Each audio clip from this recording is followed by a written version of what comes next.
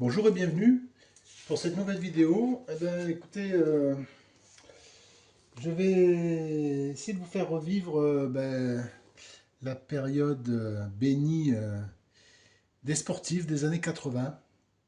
Ces véhicules qui ont été une vraie révolution à l'époque. Et alors, on va voir plusieurs modèles, surtout français, parce la France était quand même bien représentée sur ce segment, mais il y aura aussi quelques étrangères. Alors pour démarrer, le premier véhicule, alors qui date de 1980, en fait, alors c'est un modèle plus qu'emblématique, c'est la fameuse Renault 5 Turbo. Alors là, c'était quand même un coup de tonnerre à l'époque euh, de sa présentation, parce qu'il faut avouer qu'il ne reste pas grand-chose de la version civile, si je peux dire, de la version basique. Il faut savoir que à l'époque, Renault prélevait des caisses sur les chaînes de production, des caisses de R5, hein, 3 portes. Voilà, elle les envoyait, je crois, chez Eliez. Eliez transformait l'arrière pour pouvoir accueillir le moteur. Et puisque c'est un moteur central à l'arrière, hein, comme on le sait. Voilà, pour sortir cette voiture qui est quand même monstrueuse. Enfin, il faut dire ce qui elle est magnifique. Donc c'est le fameux moteur Cléon Fonte, hein, qui date des années 60, qui avait débuté sa carrière sur les Florides et sur les R8, qui est passé ensuite sur les R8 Gordini. On les a retrouvés ensuite dans les R5 Alpine. Et là donc c'est un 1397 cm3 avec un turbo qui développe 160 chevaux. Voilà, en propulsion. Donc autant dire que ça marche, quoi, ça marche. Voilà, une superbe voiture qui a eu une carrière sportive exceptionnelle. Voilà. Alors il y a eu deux versions, hein, la turbo, celle-ci, avec l'intérieur dessiné par Berton, un intérieur vraiment spécifique. Voilà, bon, là on le voit à peine, hein, mais bon. Et ensuite il y a eu, alors ça c'était pendant 2 ans je crois, et ensuite il y a eu la Turbo 2, alors qui a été simplifiée parce que pour la vendre moins cher en fait.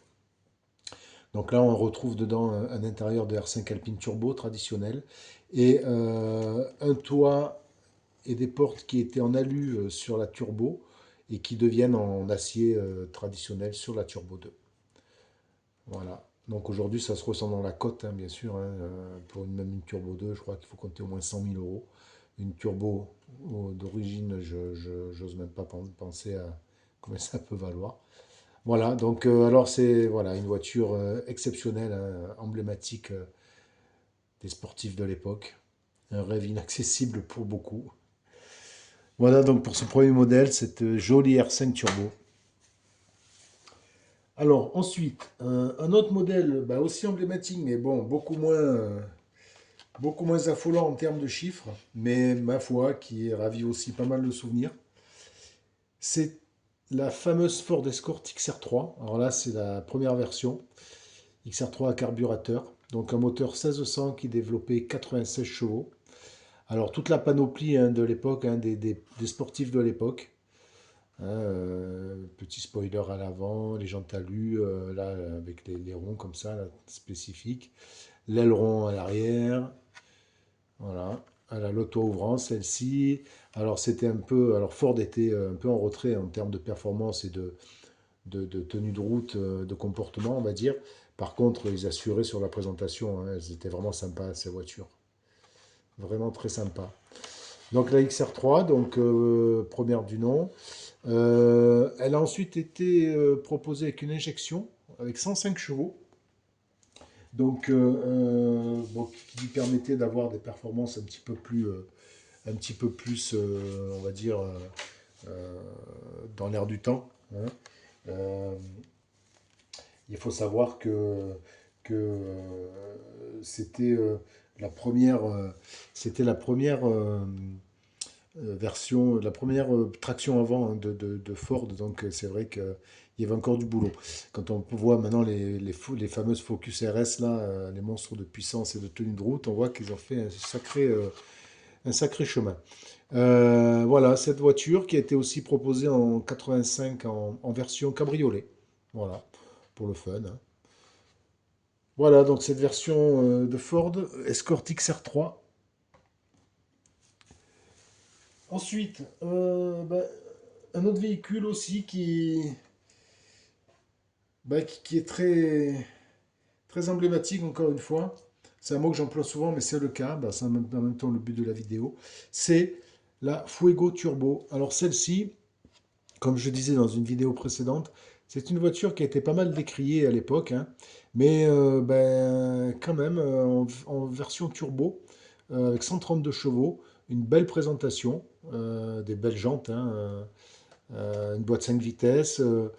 C'est une voiture qui atteignait les 200 km/h, hein, finalement, avec le recul, une ligne qui est pas si dégueulasse que ça, hein, même si elle a été pas mal décriée et qui a fait l'objet de pas mal de moqueries, hein, à l'époque, hein, puisque c'était quand même une voiture de bof, soi-disant, hein.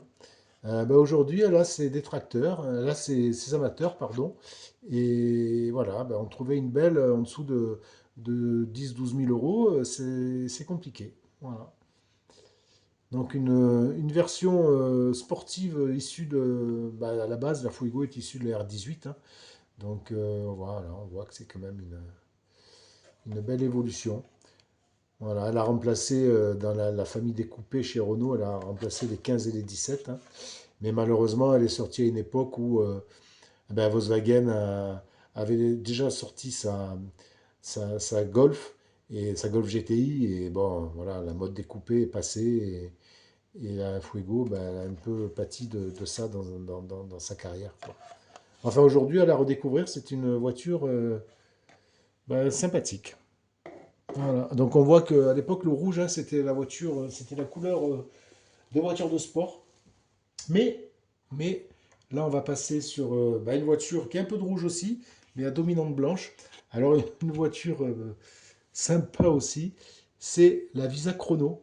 La Visa 2 Chrono. Alors, il faut savoir que la Visa, bon, c'était pas un premier prix de beauté, hein, mais surtout à sa sortie.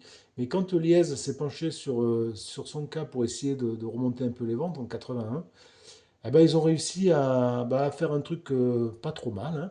Et puis,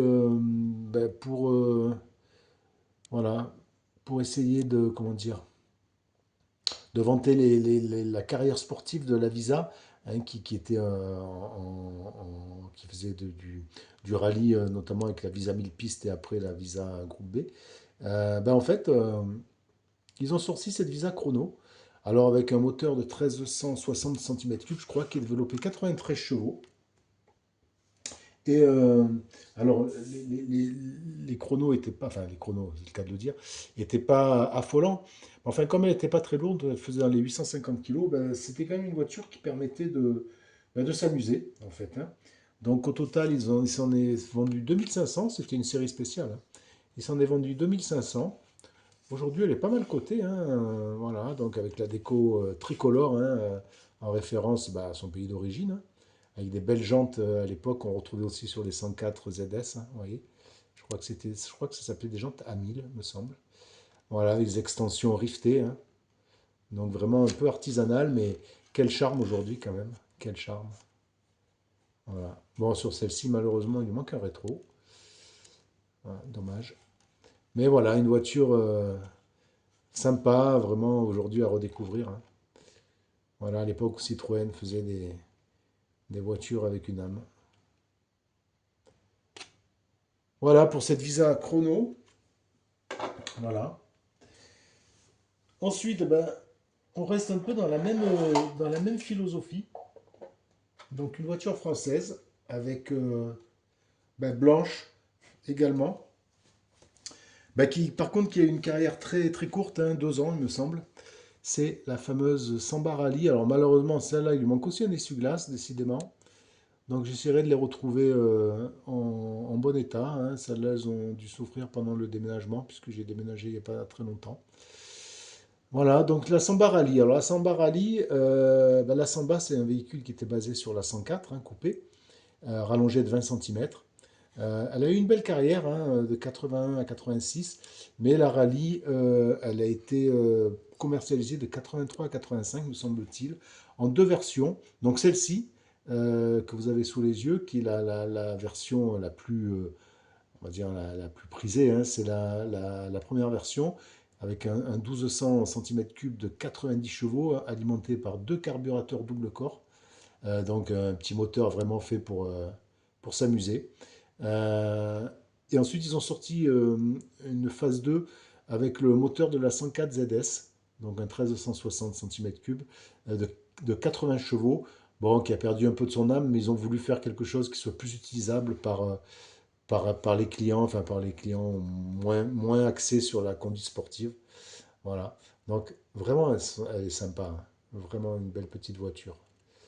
Donc on reconnaît là l'emblème sur en rouge là, Talbot Sambarali, la décoration typique. Alors elle avait des jantes tôle, hein, toutes simples, de 13 pouces. Aucun signe de sportivité mis à part les bandes, hein, pas d'anti-brou, pas de longue portée, pas de béquet, rien. Et à l'intérieur, bah, ce qui a différencié des autres Samba bas de gamme, c'était juste un tout petit contour. Voilà. Donc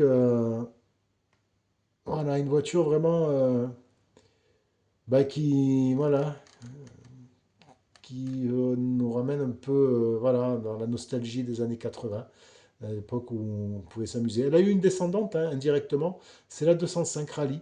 Peugeot a repris cette philosophie-là sur la 205 Rally, un peu le même style de véhicule. Basique, mais tout axé sur le sport. Voilà cette petite Samba. Ensuite, toujours une française. Alors encore un modèle représentatif, mais très différent. La Renault 11 Turbo. Alors, la Renault 11 Turbo, ben, c'était hein, les pères de famille qui avaient besoin d'un petit peu de place, mais qui voulaient quand même pas avoir, comment dire, un véhicule euh, trop lent. Donc, ils pouvaient se rabattre sur ce modèle-là. Donc, c'est toujours, là-bas, c'est toujours le Cléon-Fonte, hein, des fameuses Alpines et compagnie. Là, qui développe 105 chevaux. Sur la phase 2, il développera 115 chevaux. Mais là, on est sur 105 chevaux. Alors, il y avait aussi la Renault 9 Turbo, hein. C'était la paire, hein, Renault 9, Renault 11. La Renault 9 qui avait 4 portes, bah, qui avait le même moteur, hein, voilà, mais qui aujourd'hui, paradoxalement, cote plus que la R11 parce qu'elle est beaucoup plus rare en fait. Et donc, il y a vraiment des amateurs de Renault 9 Turbo par sa rareté. Voilà, donc la Renault 11 Turbo phase 1 a existé aussi en version spéciale Zender. Je ne sais pas si vous vous rappelez, c'était une carrosserie grise avec des liserés rouges et elle avait été donc comment dire, modifiée par Zender qui était un accessoiriste à l'époque euh, qui fabriquait donc des kits carrosserie, c'était à la mode à l'époque. Et voilà, ils avaient fait ce véhicule. Autrement, enfin, au niveau caractéristiques techniques, c'était la même chose, mais voilà, elle avait un design différent. Donc là, ben voilà, donc on reconnaît bien la Renault 11 hein, avec l'arrière, avec la bulle, ben, comme sur la Fuego, hein, c'était l'époque Renault, ça. On le retrouvait sur la R25 aussi. Voilà, avec une belle déco, des belles jantes alu, comme à chaque fois. Là, on a des longues portées, on a 44 phares. Voilà, et, voiture sympa aussi, hein. Finalement, bah, les années 80, il y avait vraiment de quoi s'amuser. Voilà, donc c'est une voiture qui a été produite jusqu'en 89. Il s'en est vendu environ 70 000, y compris les Renault 9, hein, donc c'est quand même un beau score, on ne peut pas dire le contraire.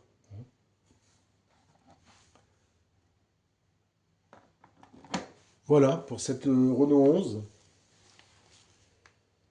Et enfin, alors, comment, comment parler des sportifs des années 80 hein, ben, sans parler des reines de l'époque. Il y en avait trois, hein. Vous voyez de quoi je veux parler. La première, l'initiative, la matrice, si on peut dire, ah ben, la Golf GTI. Celle-là date de 76, donc c'est le premier modèle avec les petits pare-chocs, boîte 4, celle qui est la plus prisée, qui n'est pas la plus facile à conduire, mais qui est la plus prisée. Voilà, donc 110 chevaux, 1,6 litre au départ. En 81, elle a évolué vers un 1800, bon, avec une puissance de 112 chevaux, mais c'était surtout en termes de couple qu'elle évoluait. Mais voilà, la voiture emblématique, hein, la révolution, si on peut dire. Hein, à savoir que cette voiture a été conçue par quelques ingénieurs de Volkswagen en cachette à l'époque des patrons. Et quand ils l'ont présenté, ben, les patrons, ils ont dit banco, on essaye. Et ils en ont vendu, je sais pas combien, 400 000, je crois, quelque chose comme ça. Un véritable phénomène de société. Voilà, pour cette belle petite Golf. Voilà, quand on pense qu'aujourd'hui on en est à la série 8. Voilà, c'était voilà, la Golf qui avait été présentée en 74, hein, c'est-à-dire il y a plus de 50 ans. Donc voilà, une jolie petite voiture. Alors je vous parlais effectivement hein, des rennes, hein. Alors ben, la deuxième reine, pas dans pas dans la course, hein, ben, c'est cette petite Renault Super 5 GT Turbo. Alors, qui succédait à la R5 Alpine Turbo. Alors à l'époque, Renault, c'était voilà, turbo à fond, hein, surtout les modèles, hein, Fuego, R5, R9, R11, R18 également, et Super 5, R21 plus tard, enfin bref. Et donc ils ont sorti cette version sportive, donc en 85, si je dis pas de bêtises. Euh, euh, D'abord en version 115 chevaux, toujours avec le fameux clé en fonte, hein, de 1397 cm3. Euh, alors la première, elle était un peu, elle faisait un peu, justement, comment dire, elle avait un kit un peu trop, un peu voyant, hein, donc bon, elle s'appelait ou s'appelait pas, hein, mais bon, voilà, c'est typique des années 80. En 87, la phase 2 est sortie, donc ça c'est une phase 2. Alors plus discrète, même moteur, mais avec donc un turbo, je crois, un peu différent, ce qui passait la puissance à 120 chevaux. Voilà, donc ben, c'était, ma foi, les années 80, hein, voilà, avec tout ce que ça peut comporter, hein, kit carrosserie, les jantes alu, voilà, le béquet à l'arrière, les longues portées à l'avant. Voilà, donc vraiment une belle petite auto. Il y avait de quoi s'amuser, hein. Il y avait de quoi s'amuser. Donc voilà pour cette Renault 5 GT Turbo. Et ensuite la dernière, eh ben, la dernière est pas la moindre, hein. Vous savez de quoi je veux parler. C'est la Reine, la 205 GTI. Alors celle-là, bon, moi elle me tient à cœur parce que j'en ai eu deux quand j'étais jeune. Même trois j'en ai eu. J'ai eu, voilà, donc celle-ci, la 205 GTI de 84, la 1,6 litre, le premier modèle, qui faisait 105 chevaux. Voilà. Un peu capricieuse, hein, mais voilà, qui était vraiment une sportive, une tenue de route incroyable. Voilà. Toute la panoplie des sportifs de l'époque, les liserés rouges, les longues portées, les jantes alu, le béquet à l'arrière. Voilà. La couleur rouge, bien évidemment. Voilà. Donc ça, celle-ci date de 84. Ensuite, en 86, il y a eu une évolution avec une 115 chevaux. Alors celle-là, c'est une 85. Alors je l'ai en grise également. Voilà, moi j'ai eu deux grises et une rouge, hein. J'ai eu une 105 grise de 84, une 115 de 87 grise aussi, et une 115 de 90 rouge. Voilà, que j'avais acheté neuve à l'époque et que je regrette encore aujourd'hui d'avoir vendu. Voilà, donc la GTI de 85, hein, toujours une 105 chevaux. là en version grise. Et ensuite, on a eu la reine des reines, la 1,9 litre de 130 chevaux, avec reconnaissable avec à ses jantes de 14 pouces. Alors voilà, une très très très jolie voiture aussi. Voilà. Alors il se dit que bah, la plus rageuse, c'est la 115 chevaux. Hein, la 130 chevaux, voilà, un peu plus pointue à conduire en termes de comportement. Voilà, mais on la reconnaît à ses jantes. Hein. Voilà. Très très belle voiture. Voilà, c'est vraiment la nostalgie à fond. Hein. Voilà. À l'époque, il y avait les deux clans. Hein. Il y avait le clan 205 GTI, le clan Super 5 GT Turbo. Moi, je faisais partie du clan des 205 GTI. Et j'avais des copains qui roulaient en Super 5 GT Turbo et on se tirait la bourre comme ça. Voilà, le top. Voilà, une époque révolue malheureusement. Voilà, voilà pour cette sélection de véhicules, des véhicules sportifs des années 80. Ben, j'espère que ça vous a plu. J'espère que ça vous, voilà, que ça vous a rappelé une bonne époque pour ceux qui l'ont vécu et pour ceux qui l'ont pas vécu, ben voilà, que ça vous montre quand même ce qui se faisait à l'époque. Je vous remercie de votre attention. Je vous dis à bientôt pour une nouvelle vidéo. Et puis n'hésitez pas à liker, à commenter, à partager.